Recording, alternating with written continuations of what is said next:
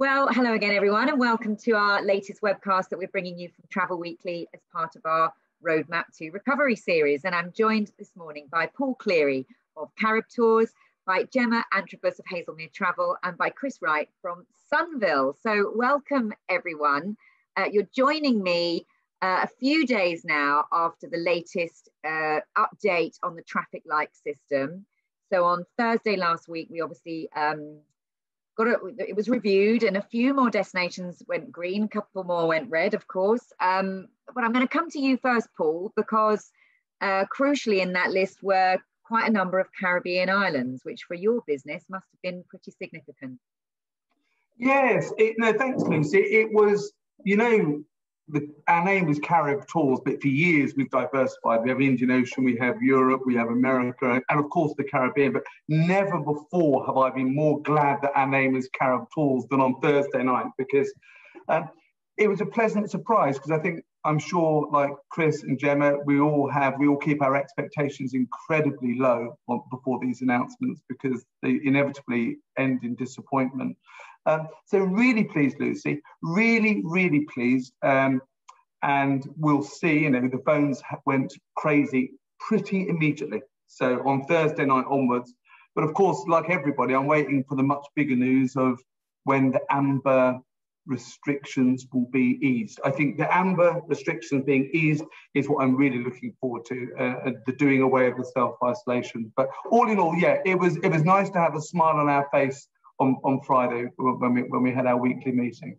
Good. And then just before we move on, because you had been selling to amber destinations anyway, hadn't you? So yeah. I just wonder, for your clientele, was it, you said the phones just lit up then because there were some islands that suddenly went green, but you'd already been selling to amber anyway? Yeah, we've been selling, but let's be clear, that isn't so straightforward. I mean, we're pushing it and we are selling, but there's an awful lot of people who are waiting for that reassurance of being on a green list or for the self-isolation to be lifted on the amber list. So yeah, we've been selling anyway, but I think it really does give everyone permission now to sell the Caribbean for the summer holidays. And it gives agents something to sell, something meaningful, Gemma, I think, to sell for the summer holidays.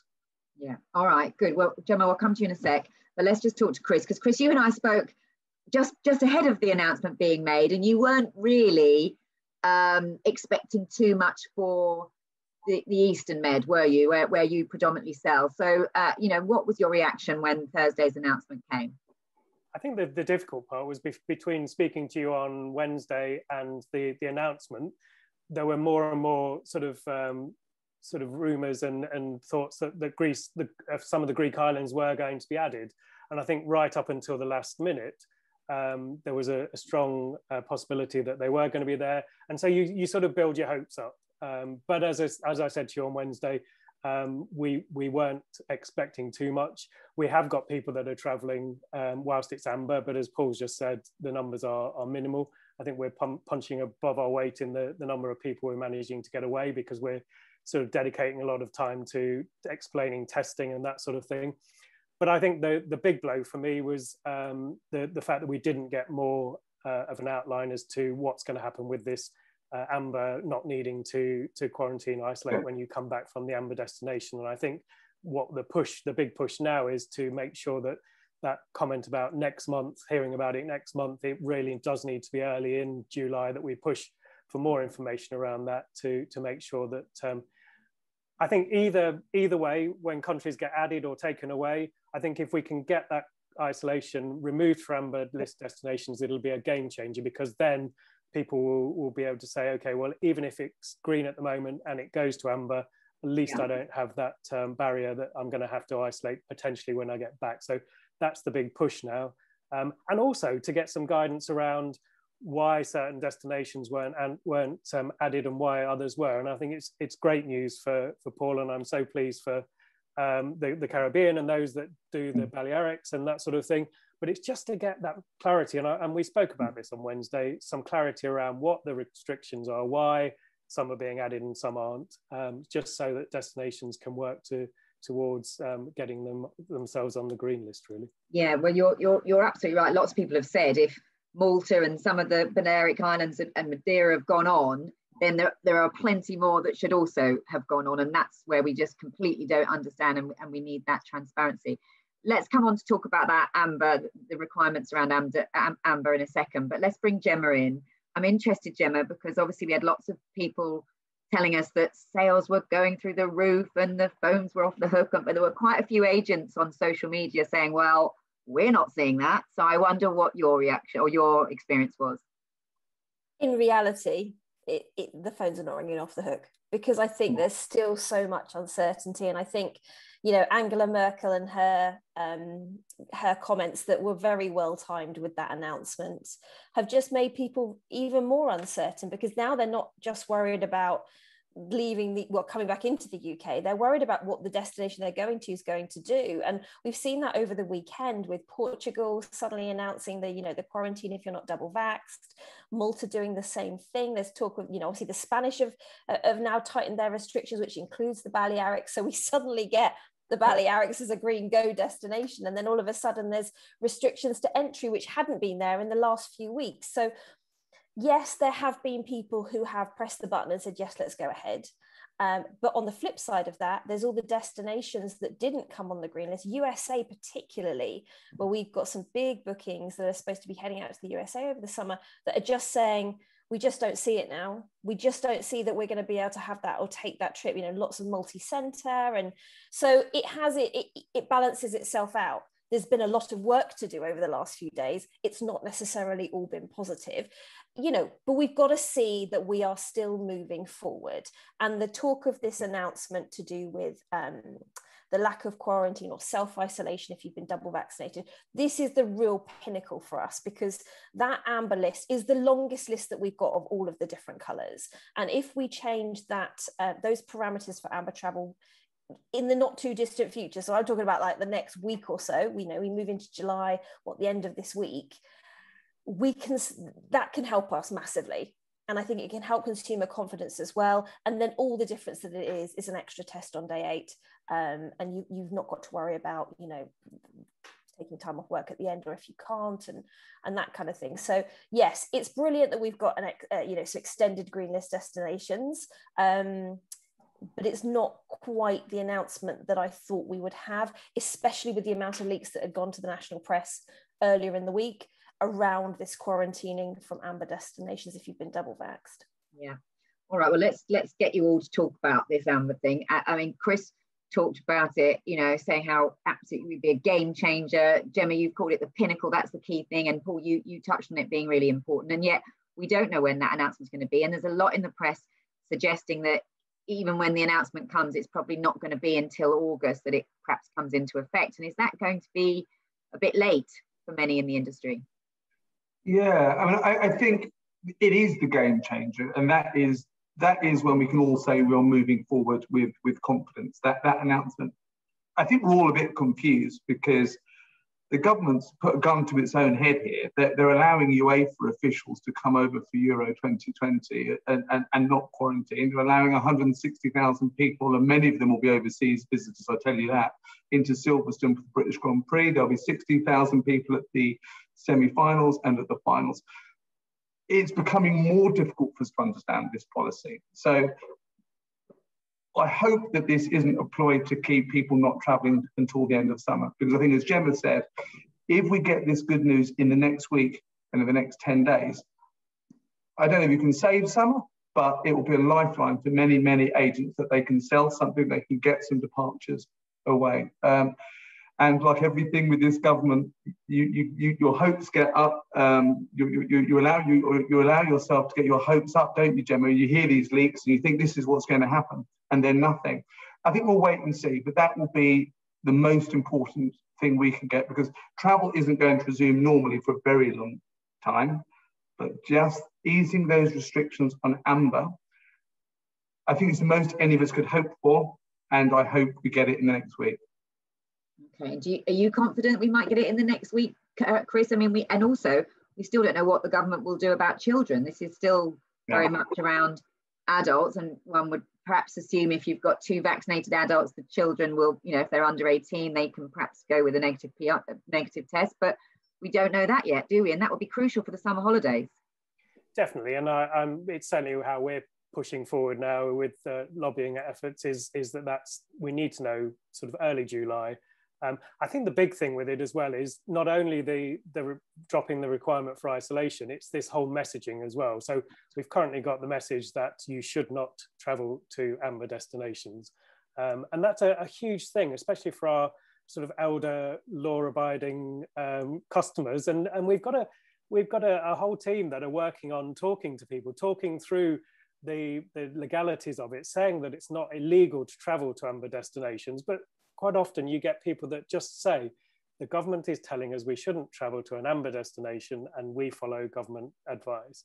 And so I think last week it was mentioned as part of this lifting restrictions for double vaccinated people is that they will remove that piece of messaging that says you shouldn't travel to amber destinations. And so I think the two pieces together will be a huge thing. Just talking to my own parents over the weekend, they're due to be traveling in early August, and they're already saying, well, we might not go because we don't want to self-isolate when we get back because we've got golf and we've got this and we've got that. So even the older customers that don't have to be back at work, they're sort of thinking ahead and don't want to do the self-isolation. So yes, we've got to push forward and we do need some sort of movement on it. As I've said before, there needs to be a roadmap. And it needs to say that this is what we're working towards. These are the dates that we're working towards to give people the confidence that that's going to happen and that they can start planning. And I think that's what we need to push for now. Yeah, and we need it ideally this week, really, don't we? Towards the end of this week. Gemma, just on that point about can we save the summer? I mean, I talked to lots of people on Wednesday at the Day of Action, and you know, it was quite desperate. You know, people were talking about it being absolute crunch time, and you know, and I know you've come through this and you've been brilliant. You've been really honest all the way through this. But if we don't get an announcement soon or early July, what would that mean for your business or other small agencies like yours? I think, can we save summer? Not in the guise that we normally know it as. No, it's too late to save that in its quantities. And I think a lot of that is, as Paul and Chris have mentioned, talking about the kids, this age group between 12 and 18, that is the crucial age group that is not being factored in at all. You know, I was looking at Malta this morning for a client, and they have 14 and 16-year-old children. And at the moment, they can't take them, even though the parents are vaccinated, because Malta is not allowing anyone in without the vaccines. And there's a caveat for 12s and unders, but not for that crucial bit of the age group that between 12 and then 18 where they're being offered the vaccine. So I can just update you. I've literally just had a press release in from Malta. So it says children aged 5 to 11, this is a statement from the Maltese Tourism Authority. Children under age between 5 and 11 can travel if they accompany vaccinated adults with proof of a negative PCR test carried out within 72 hours from arrival in Malta. Children under 5 do not need a test. Those aged 12 and over will need proof of vaccination. Well, that's the point, and that's the difficult we don't know thing, about that bit. Yeah, we're not the children between. Obviously, I have one of these children. They're not being offered the vaccine. No, so you're being offered it from 18, and you've got an exemption if you're 12 and under. You can take the PCR test, but a lot of people have teenage children.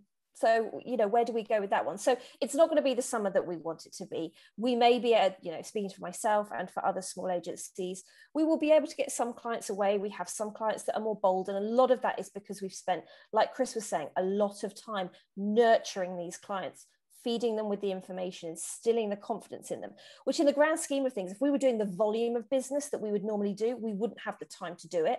But because we've got more time and we are so desperate to save these bookings, we are literally counselling through, you know, these. I feel like a counsellor some days. And is that's what you meant by when you said you've got loads of work at the moment? Is it literally just, you know, when you say saving these bookings?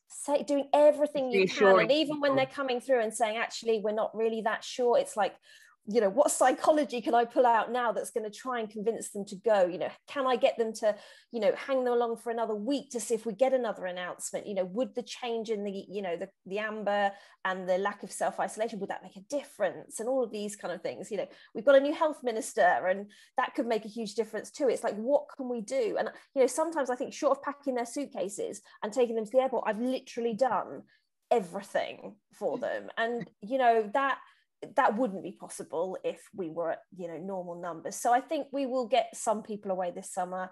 And I think that little bit of money, with obviously furlough still being in place till September, might help save some businesses.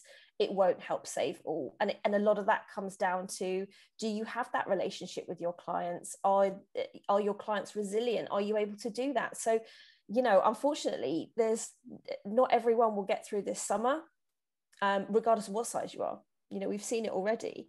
And I think, you know, a lot of us hope that by September we will have some kind of normality again. But I think as I'm talking to my clients and telling them that, you know, you're going to have to expect restrictions or some kind of, I call them parameters around travel for the foreseeable future. And whether that is the lateral flow testing or PCR testing or something, I do think we can expect that that's going to be around for some time in the future. So for those who are waiting for there to be nothing, yes, I keep saying to them, you will lose last summer and you'll lose this summer.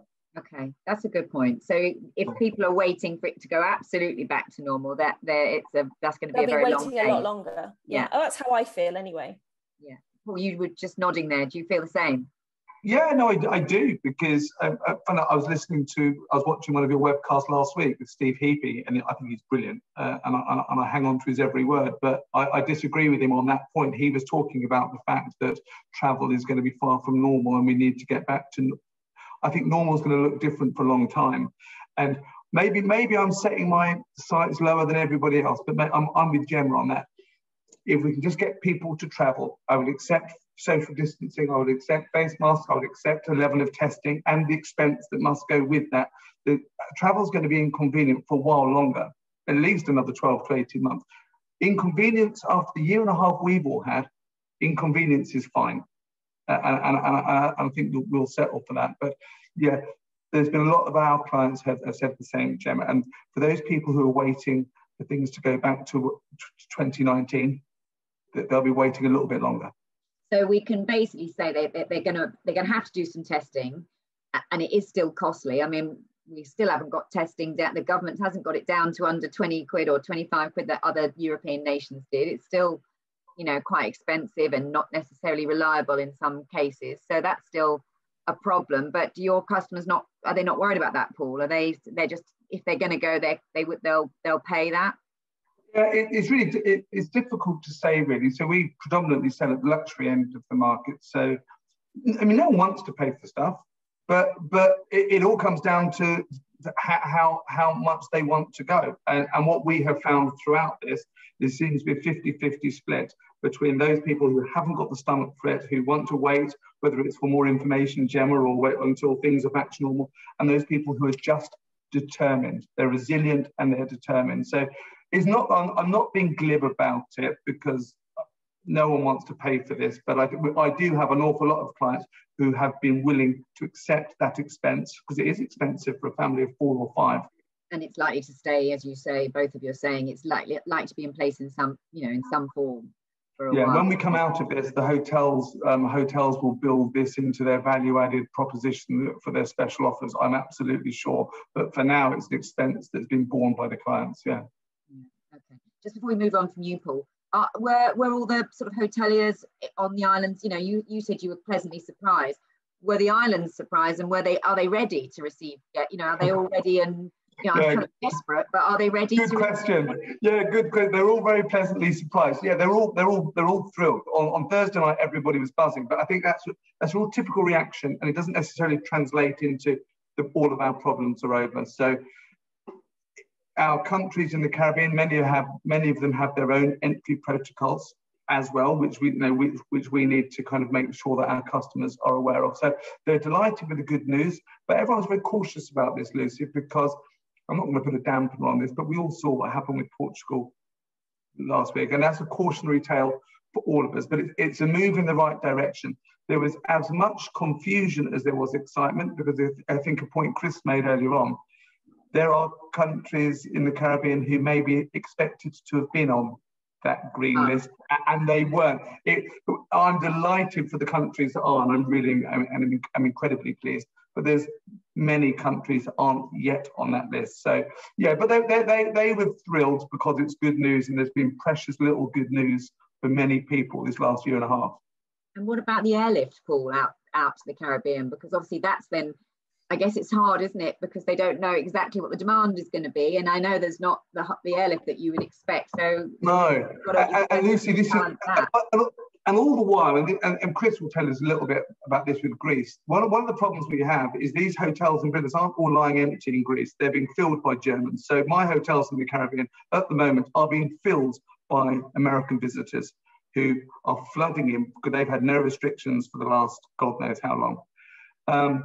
The airlift is going to be a problem, and we need the airlines to really be quick, because all of this is for nothing unless there's enough capacity. And so Virgin were very, very good on Thursday night. They texted me at 11 o'clock at night to tell me that they'll be getting something out to us, and they got some special offer fares. But airlift is everything, because without the planes, enough planes going to Barbados or to Grenada or to Antigua, then all of this has been for nothing. But yeah, we'll see. But the sooner we get that fixed, the better.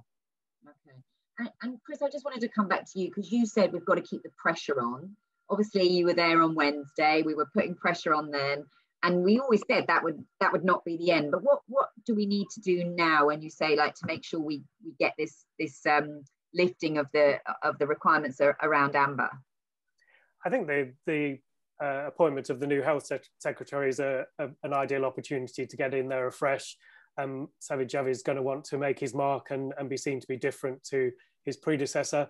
And I think these are all opportunities where we can just sort of kick forward and keep the pressure on. So we've been talking to various MPs over the weekend, picking up on points that Grant Shapps said on Friday around the data's all available on the website as to what countries need to be doing.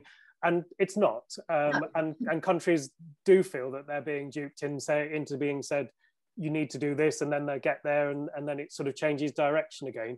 There's also points that there's conflict within Cabinet over Priti Patel doesn't want the borders being pounded by huge amounts of arrivals.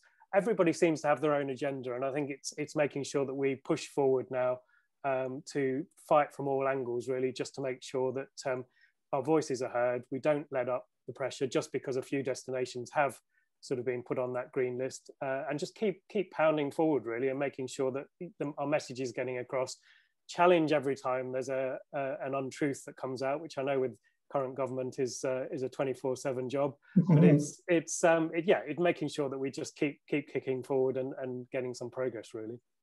And just on that point Gemma made, Chris, about Merkel and Macron, imposing the quarantines on Brits and wanting all EU countries to do the same, and then obviously we thought that Spain and Greece would defy that. What are you confident that Greece will go its own course, or do you think it might sort of have to fall in step? I think the interesting one this morning is noting that Madeira didn't follow suit with mainland Portugal. Madeira is obviously the green destination, mainland Portugal isn't, and I think destinations are looking at it very pragmatically at the moment and seeing what they can do to still facilitate travel as easy as possible while protecting their own citizens. And you have to look at it from flip the other way around. Portuguese can't come into the UK at the moment. Greeks can't come into the UK. And these destinations are trying to balance their GDP and making sure that they get income from tourists, and whilst protecting their own citizens, just the way the UK government are saying that they're protecting us here in the UK. I think Greece over the last 24 hours has a lot of flights, particular flights that are coming in. Every passenger is being tested with a rapid antigen test. 10 minutes within the airport terminal, you get your results. And I think destinations are probably going to go down that route where more and more people are going to be tested on arrival in a quick and seamless process that's not really affecting anybody, but it is going to sort of avoid these quarantine sort of scenarios that we've seen in mainland Portugal that's come in. Yeah, absolutely. Gemma, as an agent, I mean, we've long said through this pandemic, well, the complexity does play into the hands of a travel agent, because people are going to need to come to agents. But I mean, it's just so complex. It's so much work, as you pointed out. I mean, Julia from Advantage this morning was tweeting saying it's one hell of a spider web figuring all this out, and we desperately need alignment and political will to allow British travellers to travel internationally. And is it wearing thin, that whole kind of, well, at least agents will benefit, because it does ultimately come back to you guys, doesn't it, in the end? And you've got to keep explaining it, and you've got to keep abreast of all these twists and turns and changes in policy. How are you coping? I always had this theory right from the very beginning, even when we were crazy busy with cancellations, a year or so ago, that, if you were gracious and help people, it would pay its favor off in the long run. And I have seen that come through, but I'm still doing the favors. So, every time I send out an e-shot to, clients about what's going on, and I did one on Friday about the new green list and, hope for this quarantine and vaccine announcement. And of course, you get a raft of emails from people who have not booked with you, have no intention of booking you, but want to pick your brains. Or, we always tell people we have, discount codes for testing and that kind of stuff. And they all want to share those. So I balance it quite well in being helpful and informative. Usually what I do is I'll send them a link to the entry restrictions for that particular destination, and then kind of give them a little bit of help and advice. But yeah, it's a lot. It is a lot. And you can, I've written many documents to save myself from, the individual emails. And I still write the individual emails for clients with the attached documents about what they're supposed to be doing, where they're buying them. Here's the link, because it is so different. I mean, it's complex for us, and we're doing this pretty much 24/7. So you imagine you've just got one holiday and you've got kids of different ages. You might be vaxxed, your wife isn't. I've got one client that's got 3 kids of varying different ages. His wife's only had 1 vaccine, he's had 2. The entry restrictions are different for all 5 of them nearly to the country that they're going to. And it's just, I've literally had to do it by person. So you need to do this, and your wife needs to do that, and you need this test for this child. So it is complex. It is time consuming. As I said before, we wouldn't have time for this if we had the normal levels of business of people traveling, but it will pay off in the long run. And it does pay off. You're still fighting. You still believe that? I do still believe that, because I think, as we've all agreed, this isn't going away quickly. And there's still going to be restrictions, parameters for quite some time. And with, for an agent particularly, when you're an operator, I know obviously there's frustrations with the countries you have either being on the list or not. When you're an agent, you sell the world. And had on the 17th of May, the world opened up to every destination, with every country having a different level of entry requirements, honestly, it would have blown our minds. We wouldn't have been able to cope. And so I'm not saying that the opening up slowly, I mean, it's too slow, but of course, because of the amount of changes that are happening, as we saw 2 or 3 countries over the weekend change their entry restrictions, it's a lot, but people still need us. Yeah. And they will for some time. And I think the other thing that we've got to consider, and it's kind of been touched upon, is availability of airlift and beds. Because these, as I'm sure Paul and Chris are encountering, these allocations that tour operators have had before have been given to the Germans, been given to the Swiss, to everywhere else is traveling, because the Brits aren't filling those beds. And, we're going to get to a point where there aren't any beds, because the other nations that have been traveling more freely, or the Americans, have taken them. So it's not quite as easy. Sorry to interrupt you, Gemma. I didn't mean to. Right. I just wondered if Chris had experienced that. I'll come on to that in a second, but I just wanted to jump on something that Gemma just said then, and looking for positives out of this whole thing. We've found that our relationship with agents has really changed and improved over the last couple of months, really, especially in that we're now finding we realized quite early on that a lot of agents are juggling 2 jobs. They're doing a part-time job outside to get income coming in whilst they're trying to keep their agency going.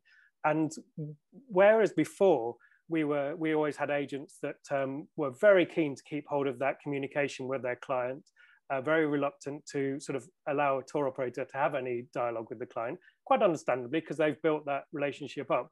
We're now finding that as a destination specialist that's living and breathing those regulations, and as they change inside out, that a lot more agents are sort of allowing us to speak directly to the customer, to pass on that knowledge, and it's just become a lot more of a fluid situation where it's an easier relationship. The customer's getting the best out of it whilst still retaining that relationship with the travel agent. I think that's been a real positive that we've noticed.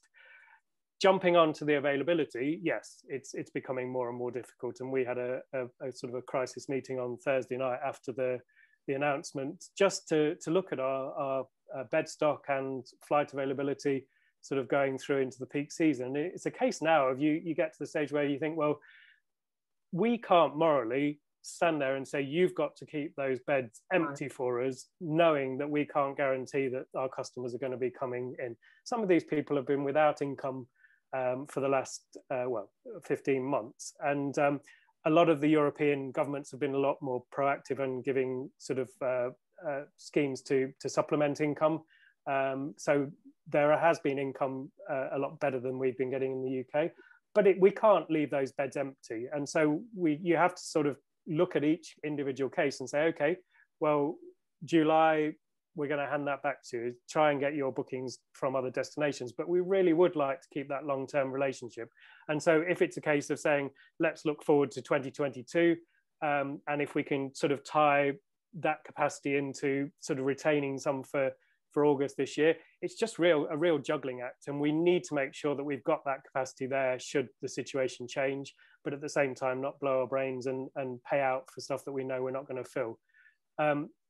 Capacity down to Europe, flight capacity down to Europe, it's normally a lot easier to switch on and switch off. And we saw how Jet2 switched on capacity to those destinations that went green.